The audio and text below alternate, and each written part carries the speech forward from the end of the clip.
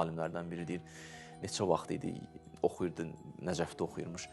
Biraz çətin dönəmlər olub vaxtı ikən, deyir, pul tapa bilmirdim, oradan buradan. Axı bir dəfə tapdım, ürəyimdə ət yemək istəyirdi. Axırda şükür Allaha gedim, əti alım, yeyim. Getdim, əti aldım.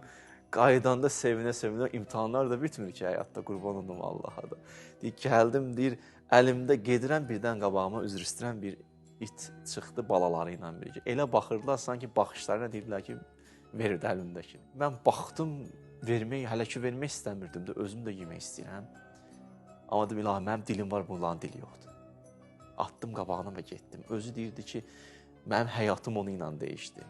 Özü danışır həyatında ki, bilirsiniz niyə? Orada tam ixlas var idi və anında iş görülmüşdü. Orada da özünü kimə göstərəcək, siz də mənə bağışlayın. Nəyə göstərəcək özünü? Və anında eləyib, baxmayaraq ki, onu məxluq, ilahi Allahın məxluqu bilib. O məxluqdur. Sırf emosiya da deyil ha burada ya, başqa bir aləmdir. Başa. O cürünü addımı ilə bütün həyatı dəyişmişdi. Allah onun o qədər pul bərəkət vermişdi öz həyatında yazır ki.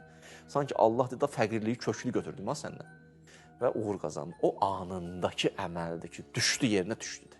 Vallah belədir ya, biləsiniz. Adam bir nəfəri vaxtında bağışlaya bilər. Allah bir sənliyinir. Yarılır. Allah özümüzü bağışlasın.